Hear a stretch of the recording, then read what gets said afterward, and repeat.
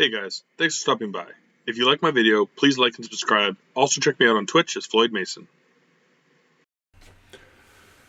Hello, welcome back, Spooks fans. Been a bit, but we are back with book 21, Go Eat Worms. Graphic little cover. I feel like when I was a kid, I almost thought like that the worms were coming out of this one. Like it was a very gross one. This one. But yeah, some really nice worms on there. Coloring kind of matched them a bit.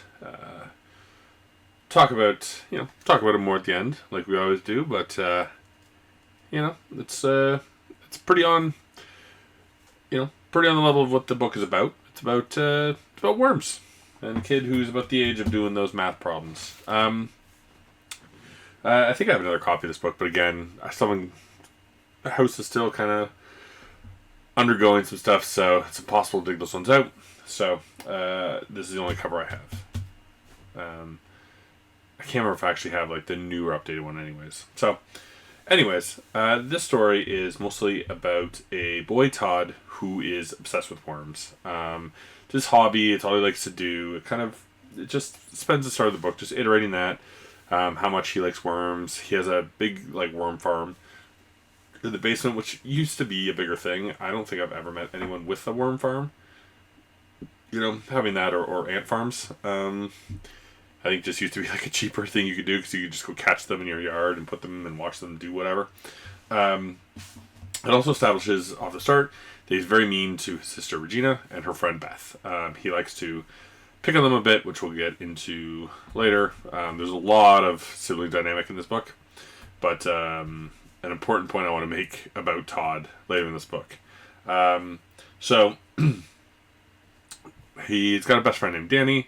Danny isn't so much into worms, doesn't really get it, but Todd's his friend. He thinks it's funny whenever he puts like a worm on the girls or just kind of puts it in their face and creeps them out. He always gets a laugh out of that, so he's fine with him. And he basically just does whatever Todd wants most of the time in the book.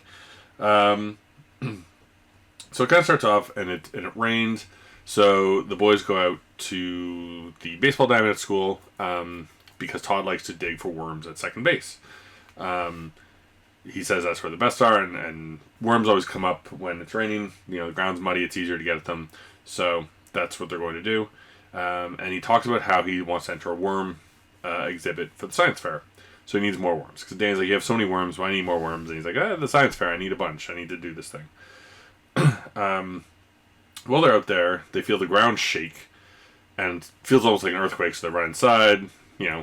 A typical Stein kind of cliffhanger where he, they're like, oh, the ground's shaking, they're inside, and they're just inside, and nobody believes them, nothing's happening. So, nothing really going on there. Runs in, and Regina tells him that Ohio doesn't have earthquakes. And she goes back to talking to the project with Beth. Again, they're also entering the science fair. They've created a big paper mache bird, but they messed up the proportions. I think it's the head that is the wrong size, so they're trying to figure out how to fix it without having to like redo everything. So it goes on and on about it, and she tells him her classic phrase, "Go eat worms." So this, out of every book I've read so far, possibly, this book might say the title the most, and it's almost, I think it's always Regina. It's just like her catchphrase is to tell him to go eat worms. Because of that, he then gets upset and drops a worm in Beth's soup. I think he bets her. He's like, "Oh, I bet you there's a worm in your soup," and then drops it in. And he's like, "Haha, I win the bet." It's like, if I had a friend that did that, I'd be like, "It's funny." Like, it's just so unfunny. It hurts of like grossing someone with worms or putting worms in their soup. But he thinks it's funny. Danny gets a laugh out of it. While they're in there talking to them, they see another boy, Patrick, out digging around like the second base. And he's new, like they don't really know too much about him. He's just like, what is he doing? And Regina says that he's also doing worms, that he's also doing a worm science fair. So at this point, Todd gets kind of like defensive, like worms are his thing. He wants to find out what this guy's doing. Like again, the guy's new to school and all that. And he's like, oh, like, you need to let him know that worms are my thing. So go up there again, contact him. He kind of just, like, starts joking around, saying that his science fair project is going to teach them how to fly. It's kind of riling Todd up a bit. And then the earth starts shaking again. And Patrick also feels it. And they're like, what's going on? And they run in, and it's just kind of like, up, and then they're inside. Like, it never really comes back to that. It's a really weird thing.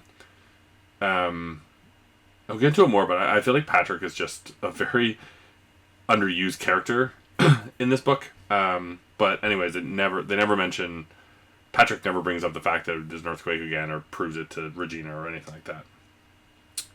So now it's the end of the day, and they get home, and Regina's working on her bird, and he again is kind of badgering her. He's like, what is Patrick working on? Like, Patrick was kind of acting like he was going to tell them, and then when the earth shook, they run inside. And she's like, hey, like, she's like, I honestly don't know. I was just bugging you. I don't know. And he's like, okay, well, like, where does he live? Because I think she'd gone to a party at his place recently. He had, like, the whole class over or something. He's like, where does he live? I need to go over and talk to him. And so, she's like, I'm not telling you. And he's like, oh, like, I'm going to drop this worm on you if you don't tell me. So she gives him an address, and then he drops the worm on her anyways. So, again, just not the greatest brother, for sure. So he gets Danny, they go off to Patrick's house. And when they get there, they're kind of confused because it's the house, like, again, Patrick's new in town, and it's established that it's, like, fairly well off, and it's a big house, but it's pretty run down. And they're kind of like, why would he live here? Like, this house is so run down, we just moved here. So they're kind of looking around, they're kind of looking in the windows, and a dog jumps out of nowhere, and so they're forced to run inside to escape.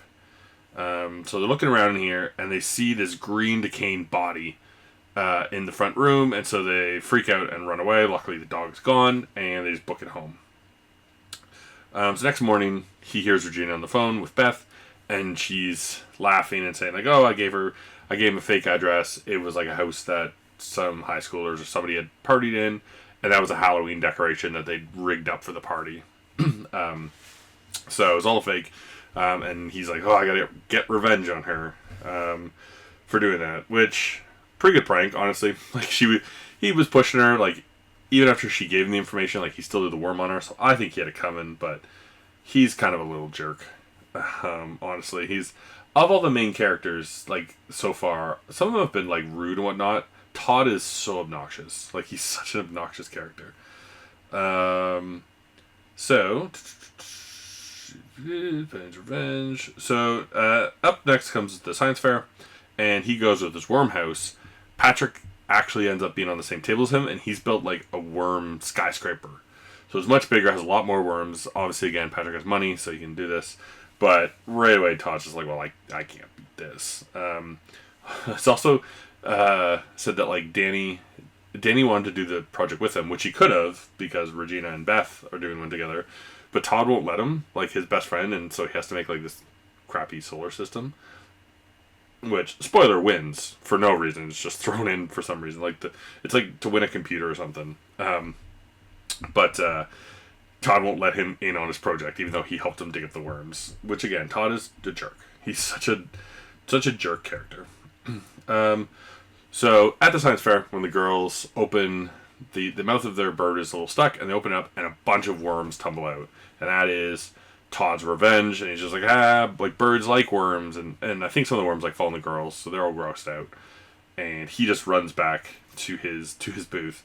I think it says, like, Regina's chasing him, but then he just gets back to his booth, and it's fine. Patrick high-fives him for the great prank, and he just kind of begrudgingly is like, oh, okay. Which, I think, again, this is where, like, they could have made Patrick better. Like, I like Patrick as a character, because he's just like, well, I'm doing worms. He's like, oh, great prank. He does one more thing later. But, like, he's pretty funny in every scene he's in. They just don't use him much. So, anyways, Patrick high-fives him.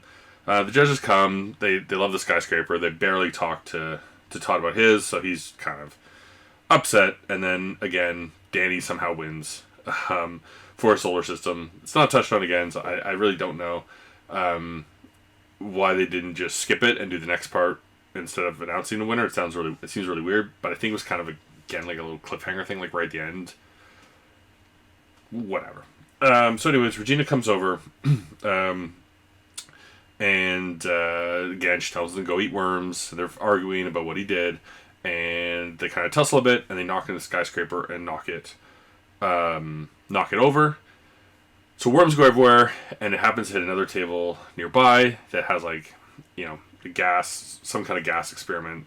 So everyone has to book it out of the gym. Again, big cliffhanger, and it's like, oh, it's going to explode. And the next thing, it's like, oh, it did, but it caused little damage, and it kind of smells in there in the gym for a bit. But so that's the science fair. It kind of led up to it. A bit of a whatever, but I think they could have just like the explosion and the worms get everywhere. I think is fine. I don't think they had to have Danny win. It just seems like a weird thrown in part to end a chapter, but doesn't hurt the book in any way. Where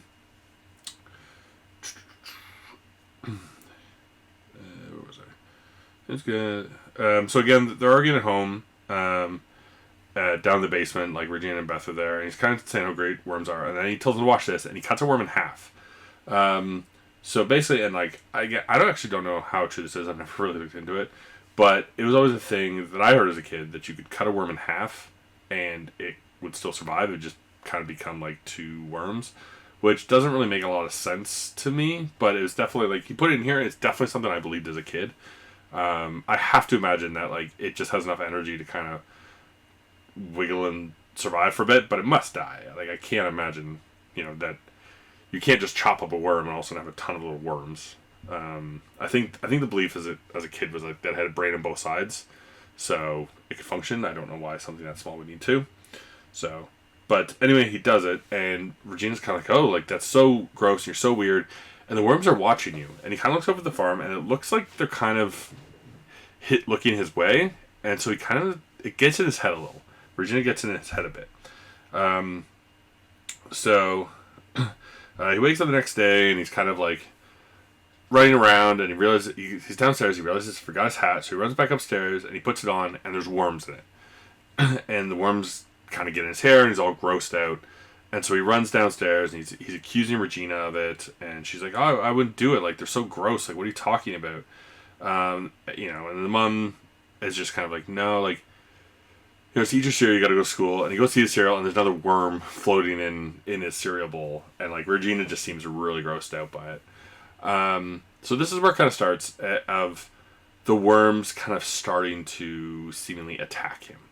And again, it's like, I mean, we'll talk about the rest of it, but it's pretty well done of like, again, that thing, and when you've read some of his other books of these mythical creatures figuring things out, and like, creatures doing things that they shouldn't be able to do, you do kind of like wonder, and especially as a kid, you're wondering if somebody's doing it to him or if the worms actually are revolting against him. Because it seems like Regina or possibly Patrick would be the main character or the main person doing it to them, and we'll get into kind of their alibis throughout. But Regina, right at this point, she seems pretty grossed out by what's going on. This is a good time to talk about as well. I think Todd's biggest character flaw is he gets so mad and wants his mom to punish her for the hat thing when all he does is put worms on her. Like, he's such a hypocrite. He gets so upset whenever there's a worm in his stuff, but he does it without remorse to his sister, like nonstop. So, again, it doesn't really hurt my rating of the book. Like, I don't think it changes it too much of where I'd put it, but because like I don't think Todd's a poorly written character. He's just the worst character in the sense of like I would not like to be his friend out of all the other characters of the books, but in the book story, like he's great. He's annoying. You kind of like that he's getting the worms on him now. So it is what it is. So he calms down. So he's kind of talking to Danny, and he tells Danny about how he cut the one in half, and what Regina said, and how it kind of looked at him, and he's kind of a little like, I don't know, maybe like, is this a possible thing? And Danny tells him how dumb that sounds. So he calms down, he goes to eat a sandwich, he takes a bite of it, it tastes funny, and he opens up his peanut butter and jelly, and there's half a worm in it. So he's eaten half a worm. So he freaks out again.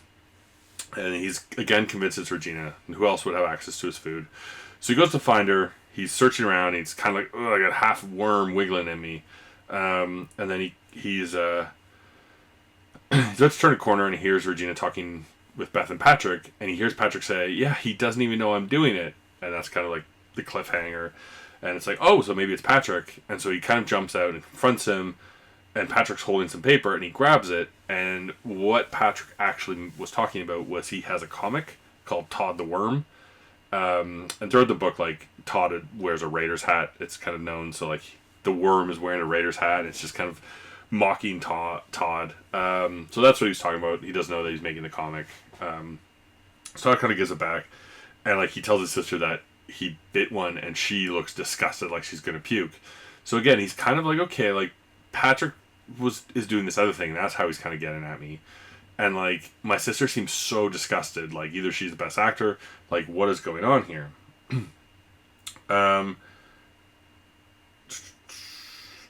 So this is when he starts losing. He noticed that he's losing worms. It's kind of talking about some ones like he opened like he's just finding them in his bag.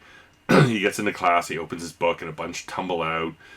You know, he keeps finding ones in his food, like where he can't, like even when he opens it up and he has a ham sandwich, opens up and there's nothing there, and he still just can't bring himself to eat it because he's just afraid of worms. Like it's really getting to him. And this is a really good part of the book because again, right, like it seems like Regina is truly grossed out, and if she's doing it, she's a great actor. And Patrick seems to be doing something else to make fun of him. So, and I think that's the last we hear of Patrick also in this book. So I'll tell you, it's not him doing it.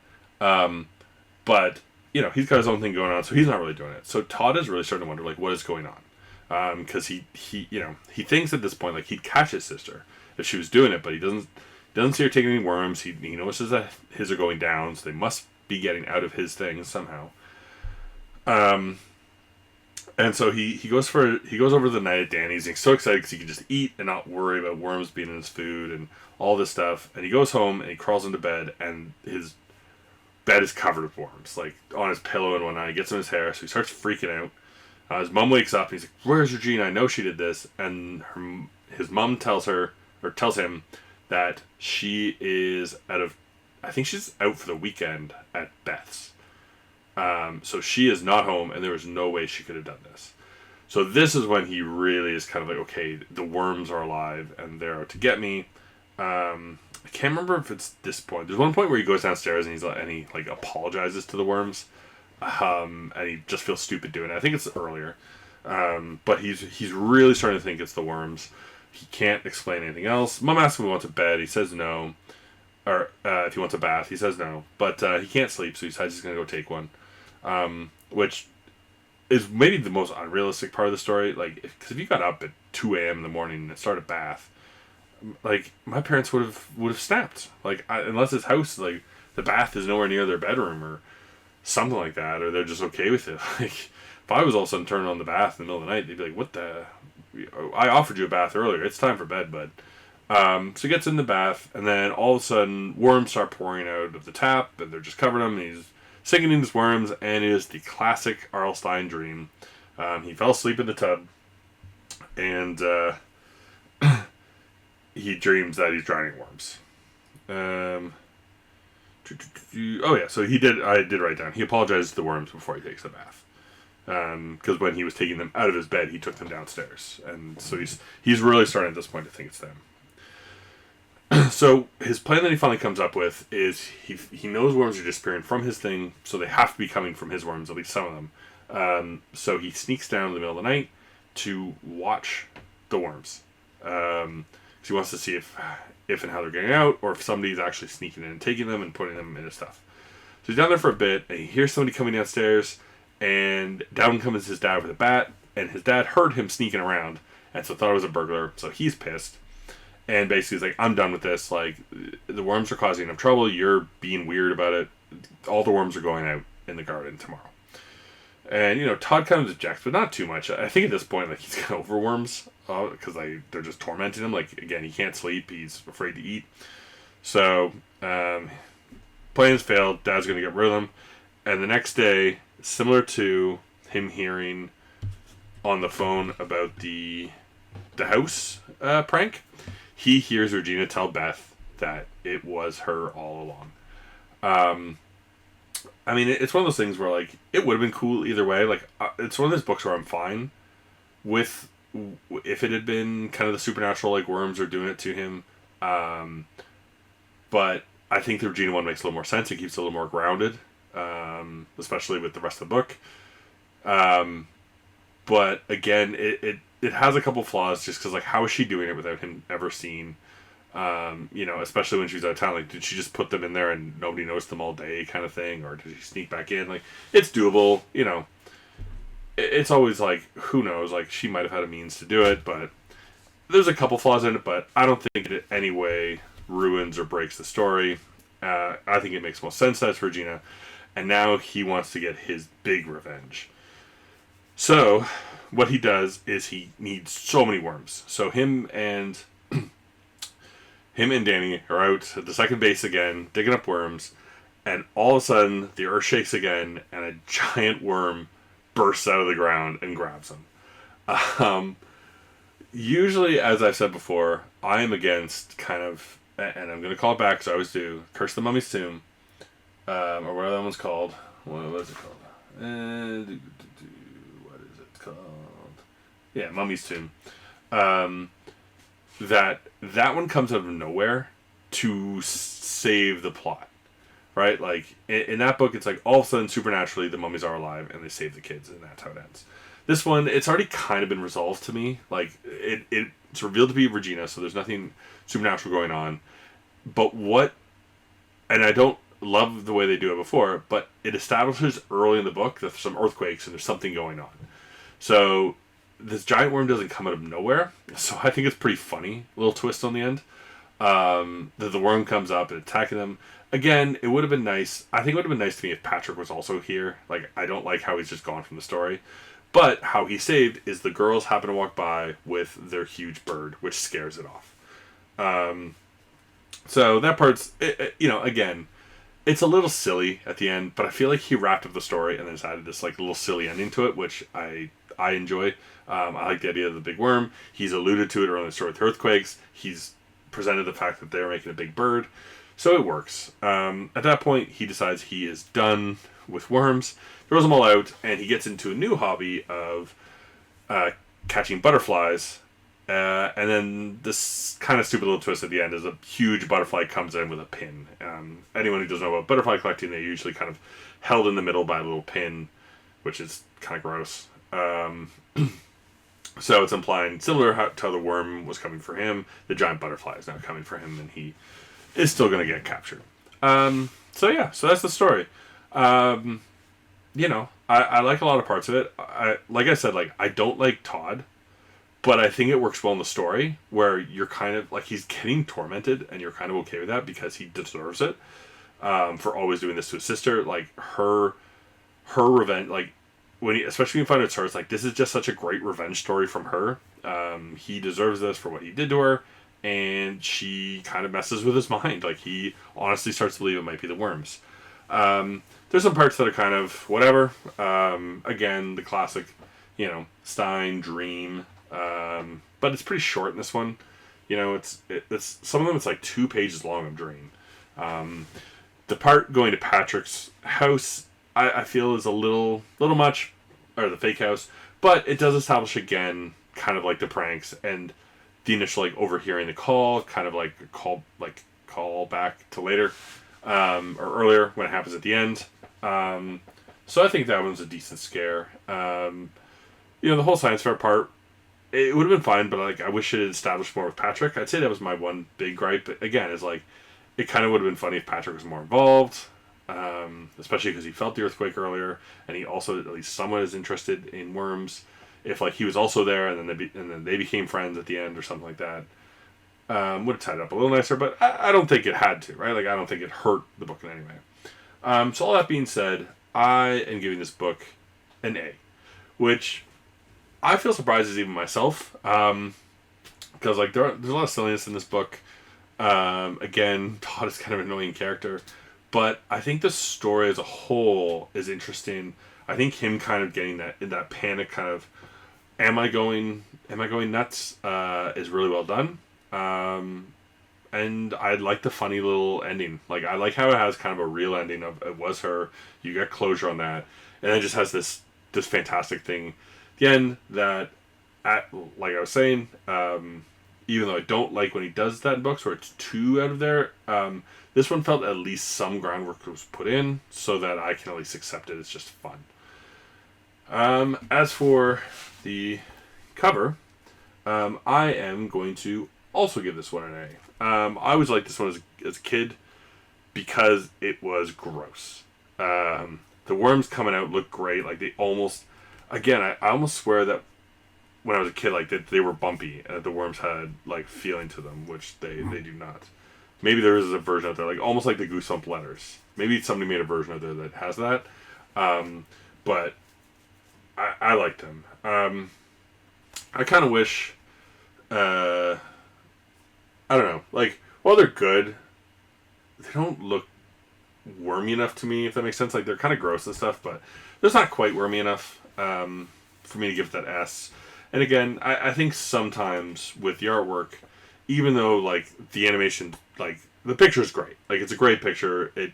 It kind of iterates the story where it's all over his stuff. I mean, the coloring of the letters matches really well with it. It's a good book and cover overall.